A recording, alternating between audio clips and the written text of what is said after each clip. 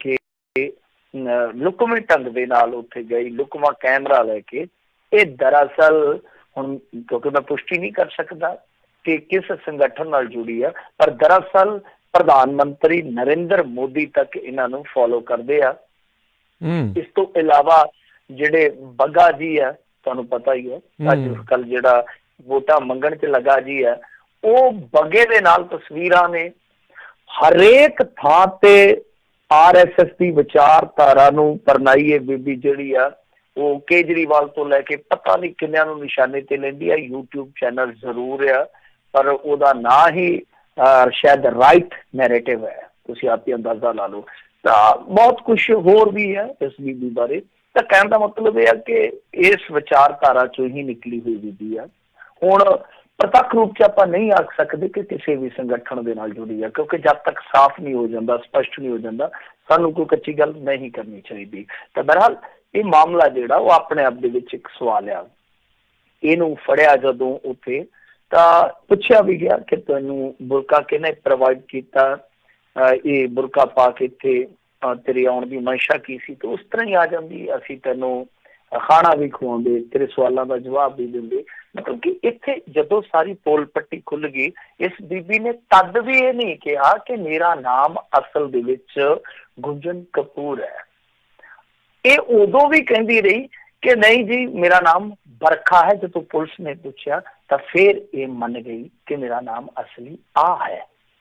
ਤਾਂ ਤੁਸੀਂ ਆਪ ਹੀ ਅੰਦਾਜ਼ਾ ਲਾ ਲਓ ਕਿ ਦਾਲ ਚ ਕੀ ਕਿੰਨਾ ਕੁਛ ਕਾਲਾ। ਪਰ ਮੈਂ ਕਹੂੰਗਾ ਕਿ ਫਿਰ ਵੀ ਬਹੁਤ ਅੱਛਾ ਹੋਇਆ ਕਿ ਕਿਸੇ ਨੇ ਇਹਨੂੰ ਹੱਥ ਤੱਕ ਨਹੀਂ ਲਾਇਆ। ਹਾਲਾਂਕਿ ਤੁਹਾਨੂੰ ਪਤਾ ਹੀ ਹੈ ਭੀੜ ਉੱਥੇ ਹੁੰਦੀ ਹੈ, ਭੀੜ ਚੋਂ ਕੱਢ ਕੇ ਲਿਆਂਦਾ ਗਿਆ। ਪਰ ਜਿਹੜੀਆਂ ਉੱਥੇ ਬੀਬੀਆਂ ਸਨ, ਜਿਹੜੀਆਂ ਉੱਥੇ ਤੁਹਾਨੂੰ ਪਤਾ ਹੀ ਹੈ ਜਿਸ ਤਰ੍ਹਾਂ ਇੱਕ ਲਹਿਰ ਚਲਾ ਰਹੀਆਂ ਨੇ, ਇੱਕ ਪ੍ਰਦਰਸ਼ਨ ਚਲਾ ਰਹੀਆਂ ਨੇ, ਉਹਨਾਂ ਨੇ ਜਿਸ ਤਰੀਕੇ ਨਾਲ ਇਹਨੂੰ ਹੈਂਡਲ ਕੀਤਾ, ਜਿਸ ਤਰੀਕੇ ਦੇ ਨਾਲ ਗੱਲਬਾਤ ਕੀਤੀ, ਸੰਵਾਦ ਰਚਾਇਆ, ਮੈਂ ਕਹੂੰਗਾ ਕਿ ਬਾ ਕਮਾਲ ਆ। ਮੈਂ ਤੁਹਾਨੂੰ ਇੱਕ ਘਟਨਾ ਯਾਦ ਕਰਵਾ ਦਿੰਦਾ। ਦਿੱਲੀ ਦੀ ਉਹ ਘਟਨਾ ਹੈ ਜਦੋਂ ਅਮਿਤ ਸ਼ਾਹ ਇੱਕ ਰੈਲੀ ਨੂੰ ਸੰਬੋਧਨ ਕਰ ਰਹੇ ਸਨ ਪਿਛਲੇ ਦਿਨੀ, ਤੇ ਉੱਥੇ ਕਿਸੇ ਨੇ CA ਦੇ ਵਿਰੁੱਧ ਨਾਅਰਾ ਲਾ ਦਿੱਤਾ ਸੀਗਾ।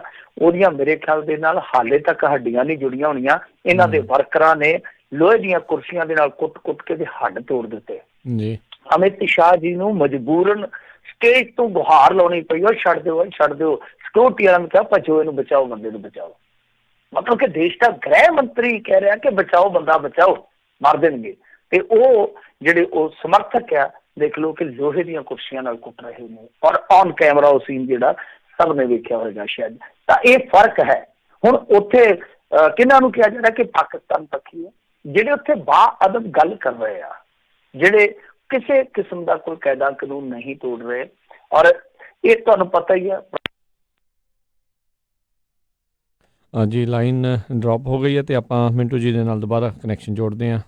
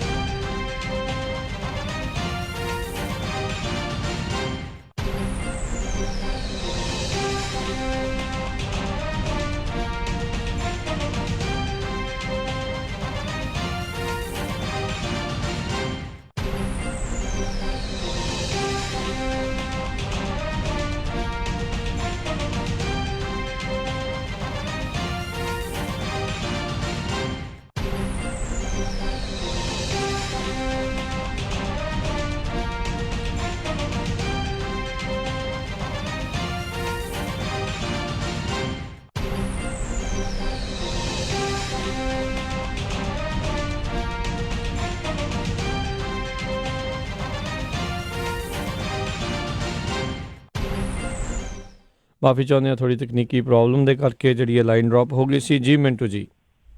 ਹਾਂਜੀ, ਮੈਂ ਕਹਿ ਰਿਹਾ ਸੀਗਾ ਕਿ ਦਿੱਲੀ ਪੁਲਿਸ ਨੂੰ ਪੁੱਛ ਪੜਤਾਲ ਕਰ ਲੈਣੀ ਚਾਹੀਦੀ ਹੈ। ਪਰ ਦਿੱਲੀ ਪੁਲਿਸ ਦੀ ਪੁੱਛ ਪੜਤਾਲ ਕਿਸ ਤਰ੍ਹਾਂ ਦੀ ਹੁੰਦੀ ਹੈ ਉਹਦੀ ਵੰਨਗੀ ਤੁਸੀਂ ਸੁਣ ਲਓ, ਮੈਂ ਗੱਲ ਖਤਮ ਕਰ ਦੇਣਾ ਕਿ ਥੋੜੇ ਦਿਨ ਪਹਿਲਾਂ ਜਿਹੜਾ ਕਪਿਲ ਗੁੱਜਰ ਮੁੰਡਾ ਫੜਿਆ ਗਿਆ ਸੀਗਾ ਜਿਹਨੇ ਗੋਲੀ ਚਲਾਈ ਸੀਗੀ ਜਾਮੀਆ, ਉਹਦੇ ਬਾਰੇ ਕੱਲ ਦਿੱਲੀ ਪੁਲਿਸ ਨੇ ਖੁਲਾਸਾ ਕੀਤਾ ਕਿ ਇਹ ਆਮ ਆਦਮੀ ਪਾਰਟੀ ਦਾ ਵਰਕਰ ਹੈ, ਮਤਲਬ ਕਿ ਇਹਦੇ ਕੋਲ ਮੈਂਬਰਸ਼ਿਪ ਆ। ਤੇ ਉਹਦੇ ਪਿਓ ਨੇ ਆਪ ਕੈਮਰਿਆਂ ਦੇ ਸਾਹਮਣੇ ਆ ਕੇ ਕਿਹਾ, ਕਹਿੰਦਾ ਜੀ ਉਹ ਤੇ ਇੱਕ ਇੱਥੇ ਚੱਲੀ ਸੀ, ਜਦੋਂ ਮੂਵਮੈਂਟ ਚੱਲੀ ਸੀਗੀ ਆਮ ਆਦਮੀ ਪਾਰਟੀ ਵਾਲਿਆਂ ਦੀ, ਅਸੀਂ ਵੀ ਟੋਪੀ ਟੱਪੀ ਪਾ ਕੇ ਫੋਟੋ ਖਿਚਾ ਲਈ, ਪਰ ਮੇਰਾ ਮੁੰਡਾ ਤੇ ਅਮਿਤ ਸ਼ਾਹ ਜੀ ਦਾ ਔਰ ਨਰਿੰਦਰ ਮੋਦੀ ਜੀ ਦਾ ਭਗਤ ਆ, ਭਗਤ ਆ।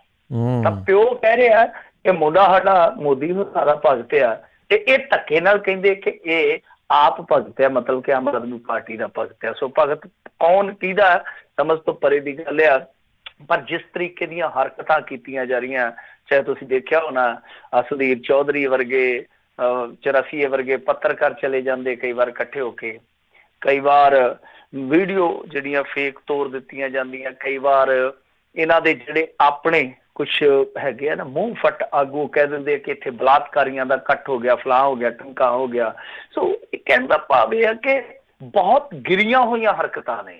ਜੋ ਵੀ ਕਰਨਾ ਤੁਹਾਨੂੰ ਇੱਕ ਦੇ ਵਿੱਚ ਵੱਜ ਕੇ ਕਰਨਾ ਚਾਹੀਦਾ, ਪਿੱਠ ਪਿੱਛੇ ਨਹੀਂ ਇਸ ਤਰ੍ਹਾਂ ਦੇ ਵਾਰ ਕਰਨੇ ਚਾਹੀਦੇ। ਪਰ ਕਿਸੇ ਨੇ ਜਿਵੇਂ ਕਿਹਾ ਕਿਤਨਾ ਔਰ ਗਿਰੋਗੇ ਆਪਣੀ ਨਜ਼ਰੋਂ ਵਿੱਚ, ਤੁਮ ਸਭ ਕੁਛ ਤੋਂ ਗਵਾ ਦਿਆ ਜ਼ਮੀਰ ਕੋ ਗਿਰਾ ਕਰ, ਕਿ ਹੁਣ ਕਿੰਨਾ ਕੁ ਹੋਰ ਗਿਰਨਾ। ਪਰ ਇਹ ਗਿਰਨਾ ਜਿਹੜਾ ਇਹਨਾਂ ਲੋਕਾਂ ਦਾ ਜਾਰੀ ਰਹੇਗਾ। ਪਰ ਮੇਰੇ ਖਿਆਲ ਦੇ ਨਾਲ ਸੋਚਣ ਵਾਲੀ ਗੱਲ ਇਹ ਹੈ ਕਿ ਜਿਹੜੇ ਲੋਕ ਕਿਸੇ ਵਿਚਾਰਧਾਰਾ ਤੋਂ ਪ੍ਰਭਾਵਿਤ ਹੋ ਕੇ ਇਹੋ ਜਿਹੀਆਂ ਹਰਕਤਾਂ ਕਰ ਰਹੇ ਜਾਂ ਚੰਦ ਪੈਸਿਆਂ ਲਈ ਜਾਂ ਹੋਰ ਕਿਸੇ ਮੁਫਾਦ ਲਈ ਕਰ ਰਹੇ ਆ, ਤਾਂ ਮੇਰੇ ਖਿਆਲ ਦੇ ਨਾਲ ਬਹੁਤ ਸੋਚਣ ਵਿਚਾਰਨ ਦਾ ਵਿਸ਼ਾ ਕਿ 21ਵੀਂ ਸਦੀ ਵਿੱਚ ਅੱਜ ਦੀ ਇਹ ਜਿਹੜੀ ਨੌਜਵਾਨ ਪੀੜ੍ਹੀ ਆ ਕਿੱਥੇ ਤੁਰੀ ਫਿਰਦੀ ਆ।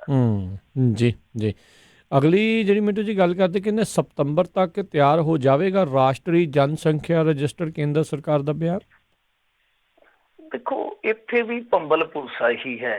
ਜਿਵੇਂ ਕੱਲ ਆਪਾਂ NRC ਬਾਰੇ ਗੱਲ ਕੀਤੀ ਸੀਗੀ, ਤਾਂ ਫਿਰ NPR ਬਾਰੇ ਵੀ ਅੱਜ ਸਾਫ਼ ਹੋਇਆ ਵਾ, ਕਿਉਂਕਿ ਦੇਸ਼ ਦੇ ਜਿਹੜੇ ਗ੍ਰਹਿ ਰਾਜ ਮੰਤਰੀ ਆ ਨਿਤਿਆਨੰਦ ਰਾਏ ਜੀ, ਉਹਨਾਂ ਨੇ ਸਾਫ਼ ਕਰ ਦਿੱਤਾ ਕਿ ਇਸ ਸਾਲ ਅਪ੍ਰੈਲ ਤੋਂ ਸਤੰਬਰ ਵਿਚਕਾਰ ਰਾਸ਼ਟਰੀ ਜਨਸੰਖਿਆ ਰਜਿਸਟਰ ਯਾਨੀ NPR ਹੈ ਜਿਹੜਾ, ਉਹ ਤਿਆਰ ਕਰਕੇ ਅਪਡੇਟ ਕਰ ਦਿੱਤਾ ਜਾਵੇਗਾ। ਅਸਮ ਨੂੰ ਛੱਡ ਕੇ ਪੂਰੇ ਦੇਸ਼ ਵਿੱਚ ਘਰਾਂ ਦੀ ਗਿਣਤੀ ਕੀਤੀ ਜਾਵੇਗੀ ਅਤੇ ਸੂਚੀਬੱਧ ਸਭ ਨੂੰ ਕੀਤਾ ਜਾਏਗਾ। ਨਾਲ ਉਹਨਾਂ ਨੇ ਕਿਹਾ ਕਿ NPR ਦੀ ਤਿਆਰੀ ਦੌਰਾਨ ਆਧਾਰ ਨੰਬਰ ਦੀ ਜਾਣਕਾਰੀ ਮੰਗਦੇ ਆ, ਮਤਲਬ ਕਿ ਉਹ ਤੁਹਾਡੀ ਇੱਛਾ ਤੇ ਨਿਰਭਰ ਛੱਡਿਆ ਜਾਏਗਾ ਕਿ ਤੁਸੀਂ ਦੇਣਾ ਚਾਹੋਗੇ ਕਿ ਨਹੀਂ। ਮਤਲਬ ਕਿ ਸਾਫ਼ ਕਰ ਦਿੱਤਾ ਉਹਨਾਂ ਨੇ ਕਿ ਆਧਾਰ ਕਾਰਡ ਦਾ ਉੱਥੇ ਖਾਨਾ ਹੋਏਗਾ, ਤੁਸੀਂ ਜਾਣਕਾਰੀ ਦੇਣੀ ਹੈ ਜਾਂ ਨਹੀਂ ਦੇਣੀ ਇਹ ਤੁਹਾਡੇ ਤੇ ਛੱਡਿਆ ਜਾਂਦਾ, ਪਰ ਤੁਹਾਨੂੰ ਜਾਣਕਾਰੀ ਦੇਣੀ ਜ਼ਰੂਰ ਪਵੇਗੀ, ਤੁਹਾਨੂੰ ਦੱਸਣਾ ਜ਼ਰੂਰ ਪਵੇਗਾ। ਯਾਨੀ ਇਹ ਇੱਕ ਬਦਲ ਦੇ ਦਿੱਤਾ ਕਿ ਜੇ ਤੁਸੀਂ ਆਧਾਰ ਕਾਰਡ ਦੀ ਜਾਣਕਾਰੀ ਦੇਣੀ ਹੈ ਤਦ ਵੀ ਠੀਕ ਹੈ, ਜੇ ਨਹੀਂ ਦਿਓਗੇ ਤਦ ਵੀ ਠੀਕ ਹੈ। ਆਧਾਰ ਕਾਰਡ ਤੇ ਹੈ ਹੀ ਹੈ ਸਰਕਾਰ ਦੇ ਕੋਲ, ਉਹ ਤੇ ਡਾਟਾ ਹੈਗਾ ਹੀ ਹੈਗਾ, ਉਹ ਕਿੱਥੇ ਜਾਣਾ ਬੰਦੇ ਨੇ ਭੱਜ ਕੇ। ਤਾਂ ਖੈਰ ਇਹ ਹੁਣ ਇੱਕ ਤਰ੍ਹਾਂ ਨਾਲ ਕਹਿ ਲਈਏ ਕਿ ਸਪਸ਼ਟਤਾ ਹੈ ਇਸ ਮਾਮਲੇ ਦੇ ਵਿੱਚ। ਪਰ ਕੁਛ ਚੀਜ਼ਾਂ ਜਿਹੜੀਆਂ ਉਹ ਇਹੋ ਜਿਹੀਆਂ ਕਹਿੰਦੇ ਕਿ ਕਲਾਉਜ਼ ਜਿਹੜੇ ਆ ਉਹ ਇਸੇ ਤਰ੍ਹਾਂ ਹੀ ਰਹਿਣਗੇ NPR ਦੇ, ਪਰ ਜਾਣਕਾਰੀ ਜਿਹੜੀ ਆ ਦਸਤਾਵੇਜ਼ੀ ਨਹੀਂ ਹੋਊਗੀ। ਮਤਲਬ ਕਿ ਤੁਸੀਂ ਦਸਤਾਵੇਜ਼ ਨਾ ਵੀ ਵਿਖਾਓਗੇ ਤੇ ਗੱਲ ਚੱਲ ਜਾਊਗੀ।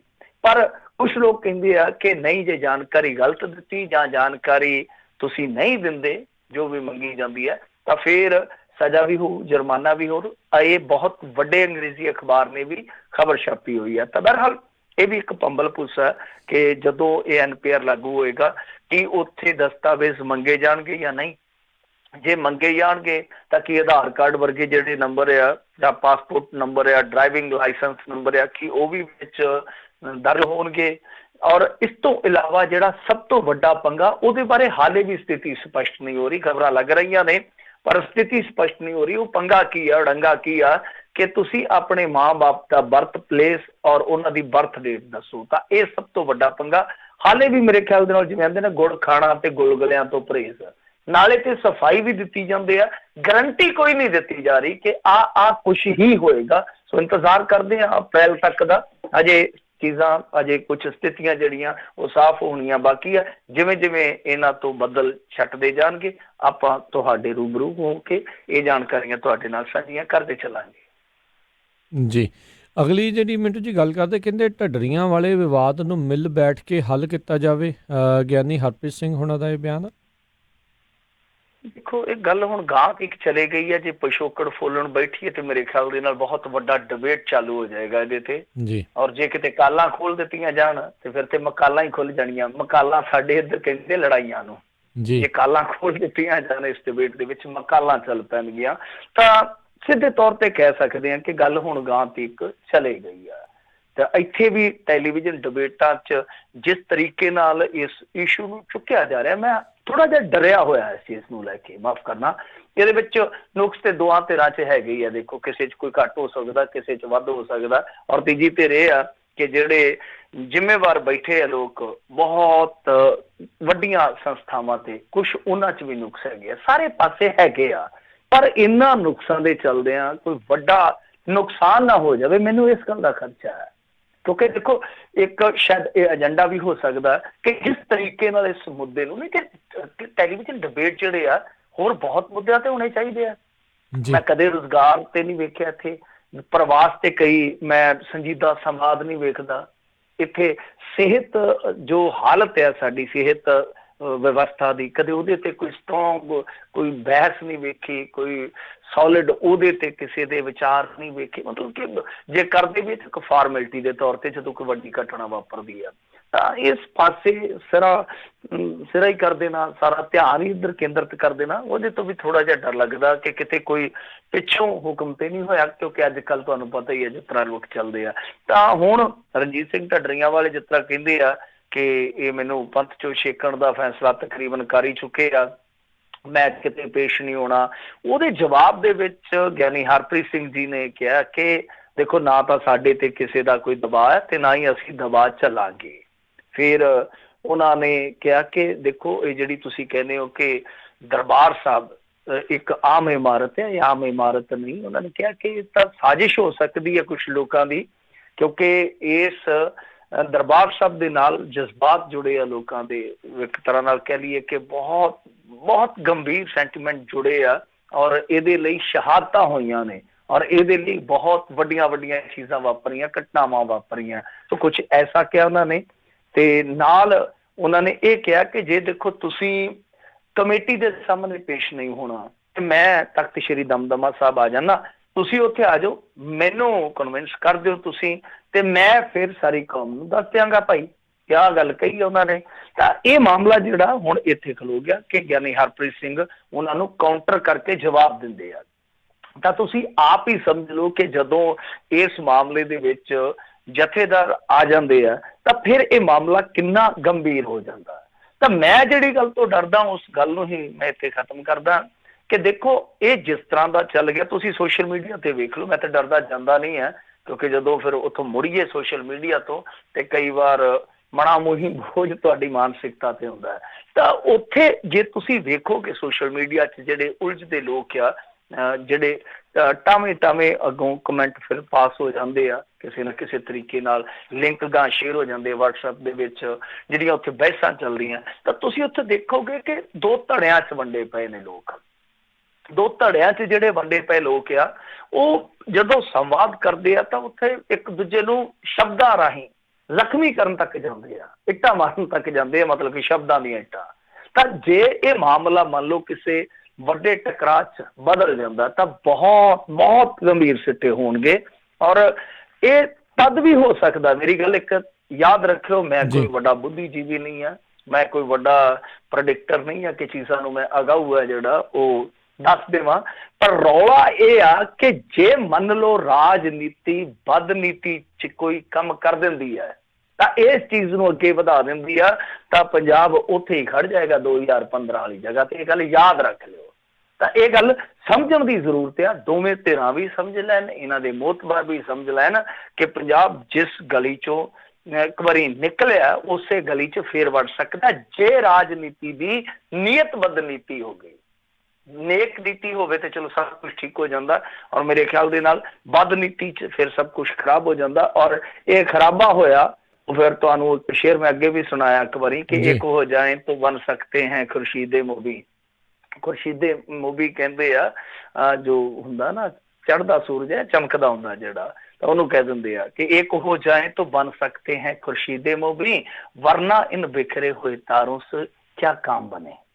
ਤਾਂ ਜੇ ਤੁਸੀਂ ਇਕੱਠੇ ਹੋ ਜਾਓਗੇ ਤਾਂ ਚਮਕਦਾ ਸੂਰਜ ਹੋ, ਤੇ ਜਿਹੜੇ ਫਿਰ ਕੱਲੇ ਕੱਲੇ ਤਾਰੇ ਚਮਕਦੇ ਉਹਨਾਂ ਤੋਂ ਕੁਛ ਨਹੀਂ ਬਣਦਾ। ਤੇ ਤੁਸੀਂ ਫੈਸਲਾ ਕਰ ਲਓ ਸਿਰ ਜੋੜ ਕੇ, ਵੈਸੇ ਸਿਰ ਤੋੜ ਕੇ ਵੀ ਦੇਖੇ, ਸਿਰ ਜੋੜ ਕੇ ਵੀ ਵੇਖ ਲਓ ਕਿ ਖੁਰਸ਼ੀਦੇ ਮੂੰਹ ਵੀ ਬਣਨਾ ਜਾਂ ਫਿਰ ਟੁੱਟੇ ਹੋਏ ਤਾਰੇ ਜਿਨ੍ਹਾਂ ਦੀ ਕੋਈ ਹਸਤੀ ਨਹੀਂ ਰਹਿ ਜਾਂਦੀ ਫਿਰ ਜਦੋਂ ਟੁੱਟ ਜਾਂਦੇ ਆ। ਜੀ ਜੀ। ਅਗਲੀ ਜਿਹੜੀ ਮਿੰਟੂ ਜੀ ਗੱਲ ਕਰਦੇ, ਸ਼੍ਰੀ ਦਰਬਾਰ ਸਾਹਿਬ ਵਿਖੇ ਟਿਕਟੋਕ ਵੀਡੀਓ ਬਣਾਉਣ ਦੇ ਉੱਤੇ ਸ਼੍ਰੋਮਣੀ ਕਮੇਟੀ ਨੇ ਹੁਣ ਲਿਆ ਆ ਸਖਤ ਨੋਟਿਸ।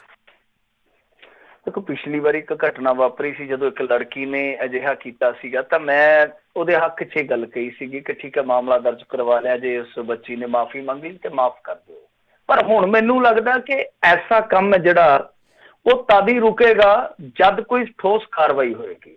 ਮਤਲਬ ਕਿ ਉੱਥੇ ਵੀਡੀਓ ਬਣਦੀ ਆ, ਸਾਡੇ ਵਰਗੇ ਚਲੋ ਜਿਹੜੇ ਬੰਦੇ ਸੈਂਟਰਲਿਸਟ ਹੁੰਦੇ ਆ ਉਹ ਖੜ ਕੇ ਉਧਰ ਵੀ ਗੱਲ ਕਰ ਲੈਂਦੇ, ਥੋੜੀ ਉਧਰ ਵੀ ਕਰ ਲੈਂਦੇ ਕਿ ਨਹੀਂ ਯਾਰ ਚਲੋ ਇਹ ਹੈ ਤਾਂ ਗਲਤ ਗੱਲ ਆ, ਪਰ ਕਿਉਂ ਕਿਸੇ ਦੀ ਜ਼ਿੰਦਗੀ ਖਰਾਬ ਕਰਨੀ ਆ। ਤੁਸੀਂ ਚਲੋ ਕੇਸ ਕੂਸ ਨਾ ਕਰੋ ਤੇ ਠੀਕ ਹੈ, ਅਗਲੇ ਨੂੰ ਪਛਤਾਵਾ ਤੇ ਉਹਨੂੰ ਗਾਂਹ ਤੋਂ ਸੇਧ ਦੇ ਕੇ ਛੱਡ ਦਿਓ। ਪਰ ਇਹ ਮਾਮਲਾ ਜਿਹੜਾ ਹਰੇਕ ਮਹੀਨੇ ਹੀ ਵਾਪਰ ਲੱਗ ਪਿਆ, ਹਾਲਾਂਕਿ ਉੱਥੇ ਮਨਾਹੀ ਆ। ਮੈਂ ਗਿਆ ਵਾਂ ਕੁਛ ਦੇਰ ਪਹਿਲਾਂ ਦਰਬਾਰ ਸਾਹਿਬ ਵਿਖੇ, ਤਾਂ ਉੱਥੇ ਬਹੁਤ ਮਨਾਹੀ ਆ, ਫੋਟੋਗ੍ਰਾਫੀ ਦੀ ਵੀ ਮਨਾਹੀ ਹੈ, ਵੀਡੀਓਗ੍ਰਾਫੀ ਤਾਂ ਬਹੁਤ ਦੂਰ ਦੀ ਗੱਲ ਹੈ। ਕੁਛ ਥਾਵਾਂ ਨੇ, ਕੁਛ ਸਪੌਟਸ ਨੇ ਜਿੱਥੇ ਜਾ ਕੇ ਤੁਸੀਂ ਫੋਟੋਗ੍ਰਾਫੀ ਕਰ ਸਕਦੇ ਹੋ। ਤਾਂ ਉੱਥੇ ਜੇ ਤੁਸੀਂ ਕੋਈ ਬਣਾਉਣੀ ਆ ਟਿਕਟੋਕ ਤਾਂ ਬਾਹਰ ਭਾਈ ਤੁਸੀਂ ਬਣਾਈ ਚਲੋ, ਜਿੱਥੇ ਮਰਿਆਦਾ ਹੈ, ਕਿਉਂਕਿ ਹਰੇਕ ਧਰਮ ਦੀ ਆਪੋ ਆਪਣੀ ਮਰਿਆਦਾ ਹੁੰਦੀ ਹੈ, ਹਰੇਕ ਧਰਮ ਦੇ ਆਪੋ ਆਪਣੇ ਕੁਛ ਕਾਇਦੇ ਕਾਨੂੰਨ ਹੁੰਦੇ ਆ, ਤੁਹਾਨੂੰ ਫੋਲੋ ਕਰਨੇ ਪੈਂਦੇ, ਚਾਹੇ ਤੁਸੀਂ ਉਸ ਧਰਮ ਨੂੰ ਮੰਨਦੇ ਹੋ ਜਾਂ ਨਹੀਂ ਮੰਨਦੇ। ਪਰ ਜਦੋਂ ਤੁਸੀਂ ਉੱਥੇ ਚੱਲ ਗਏ ਨਤਮਸਤਕ ਹੋਣ ਜਾਂ ਉੱਥੇ ਦਰਸ਼ਨ ਦੀਦਾਰ ਵਾਸਤੇ ਚਲੇ ਗਏ, ਰੂਹਾਨੀਅਤ ਵਾਸਤੇ ਚਲੇ ਗਏ, ਤਾਂ ਤੁਹਾਨੂੰ ਫੋਲੋ ਕਰਨੇ ਹੀ ਪੈਣੇ ਆ, ਔਰ ਕਰਨੇ ਵੀ ਚਾਹੀਦੇ ਆ, ਚਾਹੇ ਤੁਸੀਂ ਕਿਸੇ ਵੀ ਧਰਮ ਨੂੰ ਬਿਲੋਂਗ ਕਰਦੇ ਹੋ। ਤਾਂ ਕਹਿਣ ਦਾ ਭਾਵ ਇਹ ਆ ਕਿ ਇਹ ਹੁਣ ਮਾਮਲਾ ਜਿਹੜਾ 3 ਕੁੜੀਆਂ ਨੇ ਟਿਕਟੋਕ ਬਣਾਈ, ਉਹਦੇ ਤੇ ਗਾਣਾ ਤੁਹਾਨੂੰ ਪਤਾ ਹੀ ਹੈ ਟਿਕਟੋਕ 'ਚੋਂ ਲੱਗ ਜਾਂਦਾ, ਤਾਂ ਉਹ ਵੀ ਸ਼ਰਾਬ ਨਾਲ ਜੁੜਿਆ ਗਾਣਾ ਵੀ ਕੋਈ ਚੱਜ ਦਾ ਨਹੀਂ ਹੈ। ਤਾਂ ਇਹ ਹੁਣ ਮਾਮਲੇ ਦਾ ਨੋਟਿਸ ਹੈ ਜਿਹੜਾ ਉਹ ਕਮੇਟੀ ਨੇ ਲੈ ਲਿਆ, ਸ਼ਾਇਦ ਉਹ ਮਾਮਲਾ ਵੀ ਦਰਜ ਕਰਵਾਉਗੇ। ਤਾਂ ਮੈਨੂੰ ਲੱਗਦਾ ਕਿ ਹੁਣ ਇੰਨੀ ਆਸਾਨੀ ਨਾਲ ਫੇਰ ਛੱਡ ਕੇ ਇਸ ਮਸਲੇ ਨੂੰ ਨਿਬੇੜ ਕੇ ਉਹ ਦੂਜੇ ਮਸਲੇ ਦਾ ਮੁੱਢ ਬਣਨਾ ਹੀ ਆ। ਤਾਂ ਠੋਸ ਕਾਰਵਾਈ ਹੁਣ ਕਰਨੀ ਚਾਹੀਦੀ ਹੈ ਤਾਂ ਕਿ ਇੱਕ ਐਗਜ਼ਾਮਪਲ ਸੈੱਟ ਕੀਤੀ ਜਾਵੇ। ਹਾਂ, ਮੈਂ ਇਸ ਹੱਕ ਦੇ ਵਿੱਚ ਹਾਂ ਕਿ ਜਿਹੜੇ ਸ਼ਰਧਾਲੂ ਦੂਰੋਂ ਆਉਂਦੇ ਆ, ਨੌਨ ਸਿੱਖ ਆ, ਨੌਨ ਪੰਜਾਬੀ ਆ, ਉਹਨਾਂ ਨੂੰ ਪ੍ਰੋਪਰ ਗਾਈਡੈਂਸ ਦੇਣੀ ਚਾਹੀਦੀ ਹੈ। ਗਾਈਡ ਤੁਹਾਡੇ ਕੋਲ ਹੋਣੇ ਚਾਹੀਦੇ ਆ, ਤਾਂ ਵਧੀਆ ਗਾਈਡ ਤੁਹਾਡੇ ਕੋਲ, ਇਹ ਉਹ ਨਹੀਂ ਬਾਬੇ ਜਿੱਦਾਂ ਵਰਸ਼ੇ ਚੁੱਕੀ ਫਿਰਦੇ ਆ ਤੇ ਹਾਤਾ ਕਰਕੇ ਪੈ ਜਾਂਦੇ ਆ, ਏਦਾਂ ਨਹੀਂ। ਤੁਹਾਡੇ ਕੋਲ ਵਧੀਆ ਪੜ੍ਹੇ ਲਿਖੇ ਗੁਰਸਿੱਖ ਨੌਜਵਾਨ ਜਿਹੜੇ ਉਹ ਗਾਈਡ ਹੋਣੇ ਚਾਹੀਦੇ ਆ, ਤਾਂ ਕਿ ਜਿਹੜੀ ਉਹ ਪਰੰਪਰਾ ਇਸ ਤਰ੍ਹਾਂ ਦੇ ਨਿਯਮ ਤੋੜੇ ਤੋਂ ਬਗੈਰ, ਕਾਇਦਾ ਤੋੜੇ ਤੋਂ ਬਗੈਰ ਫੋਲੋ ਕੀਤੇ ਜਾ ਸਕਣ। ਜੀ ਜੀ ਜੀ। ਅਗਲੀ ਜਿਹੜੀ ਮਿੰਟੂ ਜੀ ਗੱਲ ਕਰਦੇ, ਕਹਿੰਦੇ ਬਾਦਲਾਂ ਨੂੰ ਹੁਣ ਜਵਾਬ ਦੇਣ ਲਈ ਢੀਂਡਸਿਆਂ ਨੇ ਚੁਣੀ ਉਹੀ ਥਾਂ ਜਿੱਥੇ ਸੁਖਬੀਰ ਬਾਦਲ ਨੇ ਜਿਹੜੀ ਕੀਤੀ ਸੀ ਅੰਤਿਮ ਅਰਦਾਸ। ਅੰਤਿਮ ਅਰਦਾਸ ਜਿਹੜੀ ਹੈ ਉਹ ਫਿਰ ਕਾਹਦੀ ਕੀਤੀ, ਮਤਲਬ ਕਿ ਜਿਨ੍ਹਾਂ ਨੂੰ ਕਿਸੇ ਸਮੇਂ ਆਪਣੇ ਪਿਤਾ ਸਮਾਨ ਕਹਿੰਦੇ ਸਨ, ਵੈਸੇ ਆਪਣੇ ਪਿਤਾ ਨੂੰ ਵੀ ਪਿਤਾ ਸਮਾਨ ਕਹਿ ਜਾਂਦੇ ਕਈ ਵਾਰ ਸੁਖਬੀਰ ਸਿੰਘ ਜੀ ਬਾਦਲ। ਤਾਂ ਇਹਨਾਂ ਨੇ ਉਹ ਰੈਲੀ ਜਿਹੜੀ ਪਿੱਛੇ ਜੇ ਕੀਤੀ ਸੀ, ਜਿਹਦੀ ਆਪਾਂ ਮੇਰੇ ਖਿਆਲ ਦੇ ਨਾਲ ਗੱਲ ਵੀ ਕੀਤੀ ਸੀਗੀ, ਤਾਂ ਉਹਦੇ ਵਿੱਚ ਇਹਨਾਂ ਨੇ ਅਕਾਲੀ ਦਲ 'ਚ ਉਹਨਾਂ ਦੀ ਇੱਕ ਅੰਤਮ ਅਦਾਇਗੀ ਕਹਿ ਲਓ ਜਾਂ ਅੰਤਮ ਅਰਦਾਸ ਕਹਿ ਲਓ, ਉਹ ਕੀਤੀ ਸੀ। ਤਾਂ ਹੁਣ ਕਹਿੰਦੇ ਆ ਕਿ ਉਹ ਜਿਹੜੇ ਢੀਂਡਸੇ ਆ ਉਹ ਵੀ ਸੱਜਰੇ ਸ਼ਰੀਕ ਬਣ ਕੇ ਟੱਕਰਨ ਜਾ ਰਹੇ ਆ। ਮਤਲਬ ਉਹਨਾਂ ਨੇ ਵੀ ਐਲਾਨ ਕਰ ਦਿੱਤਾ ਕਿ ਸਾਡੇ ਸਮਰਥਕ ਕਹਿੰਦੇ ਆ ਕਿ ਆਪਾਂ ਵੀ ਉਸੇ ਥਾਂ ਤੇ ਹੁਣ ਪਰ ਤੋਲ ਕੇ ਵੇਖੀਏ, ਕਿ ਉਸੇ ਜਗ੍ਹਾ ਤੇ ਅਸੀਂ ਵੀ ਰੈਲੀ ਕਰਕੇ ਦਿਖਾਈਏ। ਤਾਂ ਇਹਨਾਂ ਦਾ ਜਿਹੜਾ ਸ਼ਕਤੀ ਪ੍ਰਦਰਸ਼ਨ ਸੀਗਾ ਠੀਕ ਠਾਕ ਸੀਗਾ। ਹੁਣ ਇਹ ਕਿੱਡੀ ਕੁ ਵੱਡੀ ਰੈਲੀ ਕੱਢਦੇ ਆ ਦੇਖਦੇ ਆ। ਪਰ ਜਿਹੜੀਆਂ ਗੱਲਾਂ ਚੱਲ ਰਹੀਆਂ ਨੇ ਇਹਨਾਂ ਤੋਂ ਪਿੱਛੇ ਹਟ ਕੇ ਵੇਖਣ ਦੀ ਜ਼ਰੂਰਤ ਹੈ। ਇਹ ਤੇ ਖਬਰਾਂ ਤੁਹਾਨੂੰ ਹੁਣ ਨਾ ਰੋਜ਼ਾਨਾ ਹੀ ਸੁਣਨ ਨੂੰ ਮਿਲਣਗੀਆਂ। ਜਿਵੇਂ ਅੱਗੇ ਕਿਹਾ ਕਿ ਕੋਈ ਪਾਣੀਆਂ ਦਾ ਰਾਖਾ, ਕੋਈ ਪੰਜਾਬ ਦਾ ਮਸੀਹਾ, ਕੋਈ ਗਰੀਬਾਂ ਦਾ ਨੇਤਾ, ਕੋਈ ਦਲਿਤਾਂ ਦਾ ਆਗੂ, ਇਹ ਸਾਰੇ ਹੁਣ ਖੁੱਡਾਂ ਚੋਂ ਨਿਕਲ ਆਉਣੇ ਆ ਕਿਉਂਕਿ ਇਲੈਕਸ਼ਨ ਦਾ ਮੁੱਢ ਵੱਜਦਾ ਪਿਆ।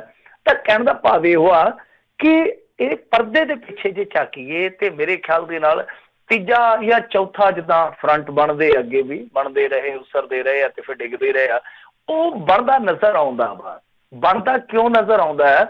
ਤੁਸੀਂ ਦੇਖੋ ਕਿ ਦਿੱਲੀ ਦੀਆਂ ਚੋਣਾਂ ਜਿਹੜੀਆਂ ਉਹ ਇੱਕ ਪ੍ਰਭਾਵ ਛੱਡ ਸਕਦੀਆਂ। ਉਦਾਹਰਨ ਮੈਂ ਦਿੰਦਾ, ਮੰਨ ਲਓ ਜੇ ਉੱਥੇ ਆਮ ਆਦਮੀ ਪਾਰਟੀ ਬਹੁਤ ਵੱਡੇ ਪੱਧਰ ਦੀ ਜਿੱਤ ਅਰਜਤ ਕਰਦੀ ਹੈ, ਦਰਜ ਕਰਦੀ ਹੈ, ਤਾਂ ਡੈਫੀਨੇਟਲੀ ਫਿਰ ਇੱਥੇ ਤੀਸਰਾ ਫਰੰਟ ਬਣੇਗਾ, ਮਤਲਬ ਚੌਥਾ ਫਿਰ ਫਰੰਟ ਬਣ ਸਕਦਾ ਕਿਉਂਕਿ ਆਮ ਆਦਮੀ ਪਾਰਟੀ ਜਿਹੜੀ ਆ ਉਹ ਥੋੜੀ ਜਿਹੀ ਐਨਰਜੈਟਿਕ ਹੋ ਕੇ ਮੈਦਾਨ 'ਚ ਜਾਊਗੀ।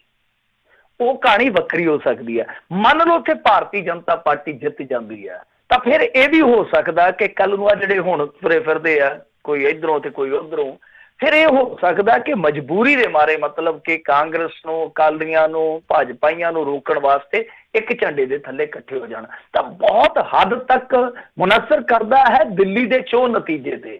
ਤਾਂ ਫਿਰ ਉਸ ਤੋਂ ਬਾਅਦ ਸਥਿਤੀ ਜਿਹੜੀ ਆ ਥੋੜੀ ਨਿਖਰਨੀ ਸ਼ੁਰੂ ਹੋ ਜਾਏਗੀ ਕਿ ਇਹ ਜਿਹੜਾ ਸਿਆਸਤ ਦਾ ਊਠ ਆ ਉਹ ਕਿਸ ਕਰਵਟ ਬੈਠਣ ਜਾ ਰਿਹਾ, ਕਿ ਕੋਈ ਨਵੀਂ ਪਾਰਟੀ ਬਣ ਜਾ ਰਹੀ ਆ, ਕਿ ਕੋਈ ਨਵਾਂ ਫਰੰਟ ਬਣ ਜਾ ਰਿਹਾ, ਜਾਂ ਫਿਰ ਜਿਹੜੀ ਆਮ ਆਦਮੀ ਪਾਰਟੀ ਬਹੁਤ ਵੱਡੀਆਂ ਆਸਾਂ ਦੀ ਕਿਸ਼ਤੀ ਠਿੱਲ ਕੇ ਇਸ ਸਮੁੰਦਰ ਨੂੰ ਪਾਰ ਕਰ ਰਹੀ ਸੀਗੀ, ਜੋ ਵਿੱਚ ਮਝਧਾਰ ਦੇ ਹੀ ਫਸ ਗਈ, ਕਿ ਉਹ ਦੁਬਾਰਾ ਜ਼ੋਰ ਲਾਏਗੀ ਕਿ ਇਸ ਕਿਸ਼ਤੀ ਨੂੰ ਕੱਢ ਕੇ ਅਸੀਂ ਕਿਨਾਰੇ ਤੇ ਲੈ ਜਾਈਏ। ਤਾਂ ਦੇਖਦੇ ਹਾਂ।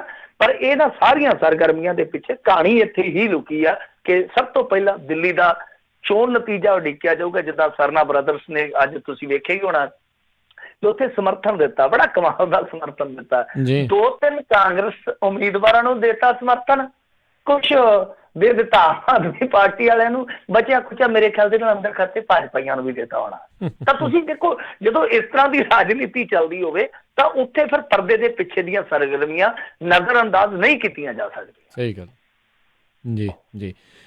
ਅਗਲੀ ਜਿਹੜੀ ਗੱਲ ਕਰਦੇ, ਕਹਿੰਦੇ ਹੁਣ ਫੇਰ ਸਾਹਮਣੇ ਆਇਆ ਆ ਕੜਾਹ ਪ੍ਰਸ਼ਾਦ ਘੁਟਾਲਾ। ਦੇਖੋ ਕੜਾਹ ਪ੍ਰਸ਼ਾਦ ਘੁਟਾਲਾ ਜਿਹੜਾ ਨਾ, ਇੱਕ ਵਾਰੀ ਇੱਥੇ ਸਾਡੇ ਮੁਕਤਸਰ ਸਾਹਿਬ ਵਿਖੇ ਵੀ ਹੋਇਆ ਸੀਗਾ। ਉਦੋਂ ਵੀ ਇੱਕ ਸੇਵਾਦਾਰ ਨੇ, ਯਾਨੀ ਜਿਹੜੇ ਕਰਮਚਾਰੀ ਹੁੰਦੇ ਆ ਇਹਨਾਂ ਦੇ SGPC ਦੇ, ਉਹਨੇ ਬੜੀ ਕਮਾਲ ਦੀ ਕਲਾਕਾਰੀ ਕੀਤੀ ਸੀਗੀ ਕਿ ਨਕਲੀ ਪਰਚੀਆਂ ਛਪਾ ਲਈਆਂ ਸੀਗੀਆਂ। ਔਰ ਉਸ ਸਮੇਂ ਸਰਕਾਰ ਅਕਾਲੀ ਭਾਜਪਾ ਦੀ ਸੀਗੀ। ਤਾਂ ਉਹ ਕੜਾਹ ਪ੍ਰਸ਼ਾਦ ਦਾ ਘੁਟਾਲਾ ਨਾ ਦਬਿਆ ਜਿਹਾ ਗਿਆ, ਕਿਉਂਕਿ ਉਹ ਜਿਹੜਾ ਸੇਵਾਦਾਰ ਸੀ ਉਹ ਲੰਬੀ ਹਲਕੇ ਦਾ ਸੀਗਾ। ਤੁਹਾਨੂੰ ਪਤਾ ਹੀ ਹੈ ਲੰਬੀ ਉਦੋਂ ਕਿੰਨਾ ਪਾਵਰਫੁਲ ਸੀਗਾ। ਲੰਬੀ ਤੇ ਵੈਸੇ ਅਜੇ ਵੀ ਲੰਬੇ ਹੱਥ ਰੱਖਦਾ ਹੈ ਜੇ ਦੇਖੋਗੇ ਪੰਜਾਬ ਦੀ ਰਾਜਨੀਤੀ 'ਚ। ਤਾਂ ਉਹ ਚੇਤਾ ਆ ਗਿਆ ਮੈਨੂੰ। ਉਦੋਂ ਮੈਂ ਹੁੰਦਾ ਸੀ ਇੱਕ ਹਿੰਦੀ ਅਖਬਾਰ ਵਾਸਤੇ ਕੰਮ ਕਰਦਾ, ਲੰਬੀ ਬੀਟ ਦੇ ਵਿੱਚ, ਕਿ ਉਹ ਸਾਡੇ ਤੇ ਜਦੋਂ ਖਬਰ ਆਈ ਤੇ ਬਹੁਤ ਰੌਲਾ ਪਿਆ ਸੀ ਉਸ ਚੀਜ਼ ਦਾ। ਤਾਂ ਖੈਰ ਇਹ ਕੜਾਹ ਪ੍ਰਸ਼ਾਦ ਦਾ ਘੁਟਾਲਾ ਤਖਤ ਸ਼੍ਰੀ ਕੇਸਗੜ੍ਹ ਸਾਹਿਬ ਵਿਖੇ ਕੀਤਾ ਗਿਆ। ਔਰ ਇਹਦੇ ਪਰਦੇ ਕਦੋਂ ਖੁੱਲੇ ਆ, ਜਦੋਂ ਕੁਛ ਨਵੇਂ ਸੇਵਾਦਾਰ ਆਉਂਦੇ ਆ ਚਾਰਜ ਸੰਭਾਲਦੇ, ਯਾਨੀ ਜਿਹਨਾਂ ਨੂੰ ਆਪਾਂ ਕਰਮਚਾਰੀ ਹੀ ਕਵਾਂਗੇ ਦਫ਼ਤਰੀ ਭਾਸ਼ਾ ਦੇ ਵਿੱਚ। ਤਾਂ ਜਦੋਂ ਉਹ ਆ ਕੇ ਸੰਭਾਲਦੇ ਆ ਚਾਰਜ, ਫਿਰ ਉਹ ਦੇਖਦੇ ਆ ਕਿ ਜੋ ਕੜਾਹ ਪ੍ਰਸ਼ਾਦ ਤੋਂ ਵਟਕ ਹੁੰਦੀ ਆ, ਤੁਹਾਨੂੰ ਪਤਾ ਹੀ ਆ ਉਸ ਸਿਸਟਮ ਦਾ, ਜਦੋਂ ਆਪਾਂ ਮੱਥਾ ਟੇਕਦੇ ਆ ਤਾਂ ਇਹਨਾਂ ਦਾ ਇੱਕ ਸਿਸਟਮ ਆ ਕਿ ਤੁਸੀਂ ਕਾਊਂਟਰ ਤੋਂ ਕੜਾਹ ਪ੍ਰਸ਼ਾਦ ਲੈਂਦੇ ਹੋ ਔਰ ਇੱਕ ਪਰਚੀ ਕੱਟੀ ਜਾਂਦੀ ਹੈ ਨਾ, ਇਸ ਤਰ੍ਹਾਂ ਪਰਚੀ ਇੱਕ ਕੱਟਦੇ ਆ। ਤਾਂ ਉਸ ਤੋਂ ਬਾਅਦ ਫਿਰ ਉਹ ਜਿਹੜੀ ਮਿੱਥੀ ਰਕਮ ਹੁੰਦੀ ਆ ਉਹ ਜਮ੍ਹਾਂ ਹੋ ਜਾਂਦੀ ਹੈ ਇਹਨਾਂ ਦੇ ਕੋਲ। ਤਾਂ ਉਹ ਨਾ ਪਾਇਆ ਕਿ ਲੱਖਾਂ ਰੁਪਈਆਂ ਦੀ ਇਹ ਰਕਮ ਜਿਹੜੀ ਆ ਜੋ ਬਣਦੀ ਸੀਗੀ ਉਹ ਇਹਨਾਂ ਨੇ ਗਾਂ ਜਮ੍ਹਾਂ ਹੀ ਨਹੀਂ ਕਰਵਾਈ। ਜਿਹੜੇ ਉੱਥੇ ਪੁਰਾਣੇ ਮੁਲਾਜ਼ਮ ਕੰਮ ਕਰਦੇ ਸੀ, ਹੁਣ ਉਹਦੇ ਵਿੱਚ ਕਿੰਨੇ ਨੇ, ਉਹਦੇ ਵਿੱਚ ਹੋਰ ਕੌਣ ਕੌਣ ਆ, ਕੀ ਕੋਈ ਵੱਡਾ ਵੀ ਹੈ ਜਾਂ ਛੋਟੇ ਪੱਧਰ ਦੀ ਆ, ਇਹਦੇ ਬਾਰੇ ਹੁਣ ਦੱਸਦੇ ਆ ਕਿ ਸ਼ਾਇਦ ਸ਼੍ਰੋਮਣੀ ਕਮੇਟੀ ਦੇ ਸਕੱਤਰ ਜਿਹੜੇ ਹੈਗੇ ਆ, ਮੇਰੇ ਖਿਆਲ ਦੇ ਨਾਲ ਲੰਗੋਵਾਲ ਸਾਹਿਬ ਦੇ PA ਵੀ ਆ ਮਹਿੰਦਰ ਸਿੰਘ ਆਲੀ, ਉਹਨਾਂ ਨੇ ਕਿਹਾ ਕਿ ਇਹਨਾਂ ਦੇ ਸਾਰਿਆਂ ਦੇ ਫੰਡ ਰੋਕ ਲਏ ਗਏ ਆ। ਹਾਲਾਂਕਿ ਸਥਿਤੀ ਸਪਸ਼ਟ ਨਹੀਂ ਹੈ, ਇਹ ਸਾਫ਼ ਨਹੀਂ ਹੈ ਕਿ ਕੌਣ ਕੌਣ ਹੈ ਇਹਦੇ ਵਿੱਚ ਸ਼ਾਮਲ, ਪਰ ਉਹਨਾਂ ਨੇ ਇਹ ਜ਼ਰੂਰ ਪੁਸ਼ਟੀ ਕੀਤੀ ਆ ਕਿ ਇਹਨਾਂ ਦੇ ਫੰਡ ਰੋਕ ਲਏ ਗਏ ਆ, ਕਿਉਂਕਿ ਕੁਛ ਜਿਹੜੇ ਸੀਗੇ ਉਹ ਸੇਵਾ ਮੁਕਤ ਵੀ ਹੋਏ, ਪਤਾ ਨਹੀਂ ਇੱਕ ਹੋਇਆ ਜਾਂ 2 ਹੋਇਆ, ਤਾਂ ਉਹਨਾਂ ਦੇ ਫੰਡ ਰੋਕੇ ਗਏ। ਤਾਂ ਕਹਿਣ ਦਾ ਭਾਵ ਇਹ ਆ ਕਿ ਇਸ ਗੱਲ ਦੀ ਪੁਸ਼ਟੀ ਹੋ ਚੁੱਕੀ ਆ ਕਿ ਕੜਾਹ ਪ੍ਰਸ਼ਾਦ ਦਾ ਘੁਟਾਲਾ ਹੋ ਗਿਆ ਜਾਂ ਘਪਲਾ ਹੋ ਗਿਆ। ਇਹ ਵੈਸੇ ਨਵਾਂ ਕੰਮ ਨਹੀਂ, ਮੈਂ ਤੁਹਾਨੂੰ ਗਿਣਾ ਸਕਦਾ। ਚੰਦੋਆ ਘਪਲਾ ਵੀ ਇੱਕ ਹੋਇਆ ਸੀਗਾ, ਉਹ ਅੱਜ ਤੱਕ ਵੀ ਬਦਨਾਮ ਆ। ਪਾਲਕੀ ਤੋਂ ਸੋਨਾ ਲਾਉਣ ਵਾਲਾ ਜਿਹੜਾ ਉਹ ਵੀ ਹੋਇਆ ਸੀਗਾ। ਬਾਅਦ ਦੇ ਵਿੱਚ ਉਹ ਬਲਵੀਰ ਸਿੰਘ ਜਿਹੜੇ ਹੁੰਦੇ ਸਨ, ਤੁਹਾਨੂੰ ਪਤਾ ਅਰਦਾਸੀਏ ਸਿੰਘ, ਉਹਨਾਂ ਨੇ ਇੱਕ ਬਹੁਤ ਵੱਡਾ ਰੋਲ ਅਦਾ ਕੀਤਾ ਸੀ। ਇਹ ਬਹੁਤ ਸਾਰੀਆਂ ਘਟਨਾਵਾਂ ਨੇ। ਤਾਂ ਕਹਿਣ ਦਾ ਭਾਵ ਇਹ ਆ ਕਿ ਦੇਖੋ, ਮੈਂ ਮੇਰਾ ਪੂਰਾ SGPC ਦਾ ਨਿੰਦਕ ਨਹੀਂ ਹੈ। SGPC ਬਹੁਤ ਨੇਕ ਉਦਮ ਵੀ ਕਰਦੀ ਹੈ, ਬਹੁਤ ਵੱਡਾ ਪ੍ਰਬੰਧਨ ਵੀ ਸਾਂਭਦੀ ਆ, ਪਰ ਜਿਹੜੀਆਂ ਇਸ ਤਰ੍ਹਾਂ ਦੀਆਂ ਇਹਨਾਂ ਦੀਆਂ ਚੋਰ ਮੋਰੀਆਂ ਨੇ, ਕਿਉਂਕਿ ਦੇਖੋ ਅੱਜ ਕੱਲ੍ਹ ਜ਼ਮਾਨਾ ਕਿੰਨਾ ਐਡਵਾਂਸ ਆ, ਬਹੁਤ ਸਾਰੇ ਸਿਸਟਮ ਜਿਹੜੇ ਆ ਉਹ ਅਪਗ੍ਰੇਡ ਹੋ ਚੁੱਕੇ ਆ, ਕੰਪਿਊਟਰਾਈਜ਼ਡ ਹੋ ਚੁੱਕੇ ਆ, ਇਹਨਾਂ ਚੀਜ਼ਾਂ ਕਰਕੇ ਹੀ। ਤਾਂ ਤੁਹਾਨੂੰ ਵੀ ਹੁਣ ਉਸ ਸਮੇਂ ਦਾ ਹਾਣੀ ਬਣਨਾ ਪਊ, ਯਾਨੀ ਕਿਸੇ ਵੀ ਤਰੀਕੇ ਕਰੋ, ਜੋ ਮਰਜ਼ੀ ਕਰੋ। ਇਹ ਇੱਕ ਉਦਾਹਰਨ ਮੈਂ ਦੇ ਰਿਹਾ ਕਿ ਟਰਾਂਸਪੇਰੈਂਸੀ ਤੁਹਾਨੂੰ ਕਾਇਮ ਕਰਨੀ ਪਵੇਗੀ, ਕਿਉਂਕਿ ਰਾਜਨੀਤਿਕ ਇਨਫਲੂਐਂਸ ਦੇ ਨਾਲ ਤੁਸੀਂ ਪਹਿਲਾਂ ਹੀ ਬਹੁਤ ਕੁਝ ਗਵਾ ਚੁੱਕੇ ਹੋ। ਗਵਾਉਣ ਤੋਂ ਭਾਵ ਕਿ ਜੋ ਇੱਕ ਹਸਤੀ ਹੁੰਦੀ ਆ, ਤਾਂ ਹਸਤੀ ਨੂੰ ਜਦੋਂ ਖੋਰਾ ਲੱਗਦਾ ਤਾਂ ਕਹਿੰਦੇ ਕਿ ਬਹੁਤ ਨੁਕਸਾਨ ਆ। ਤਾਂ ਬਹੁਤ ਕੁਝ ਤੁਸੀਂ ਰਾਜਨੀਤਿਕ ਗਲਬੇ ਕਰਕੇ ਗਵਾ ਚੁੱਕੇ ਹੋ। ਬਚਿਆ ਖੁਚਿਆ ਜੇ ਆ ਚੋਰੀਆਂ ਨਾ ਰੁਕੀਆਂ ਤੇ ਇਹਦੋਂ ਵੀ ਜਾਂਦਾ ਲੱਗੂਗਾ ਤਾਂ ਉਹ ਜਦੋਂ ਨੁਕਸਾਨ ਹੋਊਗਾ, ਨੁਕਸਾਨ ਕਿਸੇ ਇੱਕ ਸੰਸਥਾ ਦਾ ਨਹੀਂ ਹੈ। ਇਹ ਮੰਨ ਕੇ ਚੱਲੋ ਕਿ ਨੁਕਸਾਨ ਫਿਰ ਸਿੱਖ ਕੌਮ ਦੀ, ਜੇ ਆਪਾਂ ਕਹੀਏ ਕਿ ਅਕਸ ਦਾ ਜਾਂ ਹਸਤੀ ਦਾ ਬਣ ਜਾਂਦਾ ਹੈ। ਜੀ ਜੀ ਜੀ। ਅਗਲੀ ਜਿਹੜੀ ਗੱਲ ਕਰਦੇ, ਕਹਿੰਦੇ ਮਾਨਸਾ ਜਿਮਣੀ ਚੋਣ ਹੋਣ ਦਾ ਮੁੱਢ ਵੱਜਣ ਲੱਗਾ। ਦੇਖੋ, ਉੜਦੀ ਜੀ ਗੱਲ ਸੁਣੀ ਆ ਕਿ ਕਹਿੰਦੇ ਆ ਜਿਹੜੇ ਹੈਗੇ ਆ ਨਾਜਰ ਸਿੰਘ ਮਾਨਸ਼ਾਹੀਆ, ਉਹ ਮਾਣ ਕੇ ਮੌਜਾਂ 4 ਦਿਹਾੜੇ ਦੀਆਂ, ਉਹ ਹੁਣ ਚੱਲੇ ਆ। ਚੱਲੇ ਤੋਂ ਭਾਵ ਕੀ ਆ ਕਿ ਆਮ ਆਦਮੀ ਪਾਰਟੀ ਚ ਤਾਂ ਚੱਲ ਹੀ ਚੁੱਕੇ ਆ। ਹੁਣ ਦੂਜੇ ਪਾਸੇ ਉਹ ਇਸ ਅਸਤੀਫੇ ਦੀ ਪ੍ਰੋੜਤਾ ਕਰਕੇ ਸਪੀਕਰ ਸਾਹਿਬ ਨੂੰ ਕਹਿ ਆਇਆ ਕਿ ਮੇਰੀ ਅਰਜ਼ ਆ, ਮੇਰੀ ਗੁਜ਼ਾਰਿਸ਼ ਆ ਕਿ ਤੁਸੀਂ ਇਸ ਅਸਤੀਫੇ ਨੂੰ ਪ੍ਰਵਾਨ ਕਰ ਲਓ। ਕਿਉਂਕਿ ਉਹ ਜਿਹੜਾ ਅਸਤੀਫਾ ਇਹਨਾਂ ਨੇ ਪਹਿਲਾਂ ਦਿੱਤਾ ਸੀਗਾ, ਸਪੀਕਰ ਸਾਹਿਬ ਨੂੰ ਉਸ ਫਾਰਮੈਟ ਤੇ ਕਿਤੇ ਨਾ ਕਿਤੇ ਇਤਰਾਜ਼ ਸੀਗਾ। ਇੱਕ ਪੰਕਤੀ ਦੇ ਵਿੱਚ ਹੀ ਅਸਤੀਫਾ। ਵੈਸੇ ਜਿਨ੍ਹਾਂ ਨੇ ਚਿੱਠੀਆਂ ਲਿਖੀਆਂ ਸੀ, ਬੜੇ ਵੱਡੇ, ਜਿੱਦਾਂ ਫੂਲਕਾ ਸਾਹਿਬ ਨੇ ਚਿੱਠੀ ਲਿਖੀ ਸੀ, ਉਹਨਾਂ ਤੇ ਵੀ ਇਤਰਾਜ਼ ਆ, ਤੇ ਜਿਹਨੇ ਇੱਕ ਲਾਈਨ ਦੇ ਵਿੱਚ ਹੀ ਕੰਮ ਨਿਬੇੜਤਾ ਉਹਦੇ ਤੇ ਵੀ ਇਤਰਾਜ਼ ਆ। ਇਹਦਾ ਮਤਲਬ ਕਿ ਦਰਮਿਆਨਾ ਜਿਹਾ ਕੰਮ ਰੱਖੋ, ਫਿਰ ਉਹਦੇ ਤੇ ਕਹਿ ਦੇਣਗੇ ਕਿ ਨਹੀਂ, ਅੱਖਰ ਵੱਧ ਘੱਟ ਹੋ ਗਏ, ਲਗਾ ਮਾਤਰਾ ਇਹਦੀਆਂ ਠੀਕ ਨਹੀਂ, ਦੁਬਾਰਾ ਆਓ। ਤਾਂ ਇਸੇ ਚੱਕਰ ਚ ਹੀ ਤੁਰੇ ਫਿਰਨਗੇ ਸਪੀਕਰ ਸਾਹਿਬ।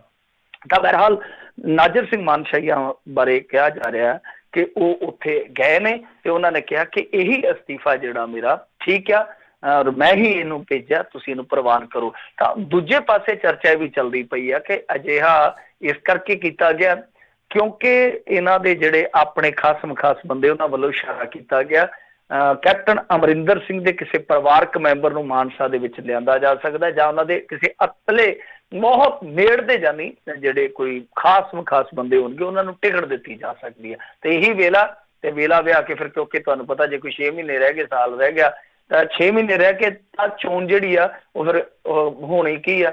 ਤੇ ਜੇ ਸਾਲ ਕੁ ਰਹਿ ਗਿਆ ਤਾਂ ਚੋਣ ਲੜਨ ਦੇ ਇੱਛੁਕ ਜਿਹੜੇ ਆ ਉਹਨਾਂ ਦੀ, ਉਹ ਜਿਵੇਂ ਕਹਿੰਦੇ ਨਾ, ਮੱਸ ਮਰ ਜਾਣਾ, ਤਾਂ ਉਹਨਾਂ ਦੀ ਜਿਗਿਆਸਾ ਜਿਹੜੀ ਠੰਡੀ ਹੋ ਜਾਣੀ ਹੈ। ਦੱਸਦੇ ਆ ਕਿ ਇਹ ਪਿੱਛੋਂ ਹੀ ਤਾਰ ਖੜਕੀ ਆ ਕਿ ਲਿਆਓ ਵੀ ਨਾਜਰ ਸਿੰਘ ਜੀ, ਹੁਣ ਤੁਹਾਡਾ ਆਪਾਂ ਨਿਬੇੜਾ ਕਰੀਏ, ਤੇ ਬਾਕੀ ਨਾਜਰ ਸਿੰਘ ਦਾ ਨਿਬੇੜਾ ਤੇ ਉੱਥੋਂ ਦੇ ਲੋਕਾਂ ਨੇ ਕਰ ਦੇਣਾ।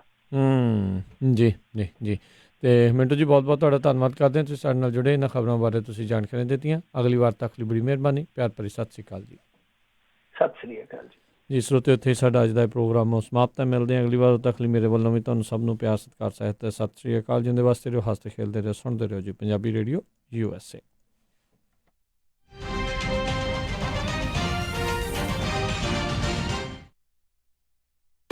ਤੁਸੀਂ ਸੁਣ ਰਹੇ ਹੋ KOBO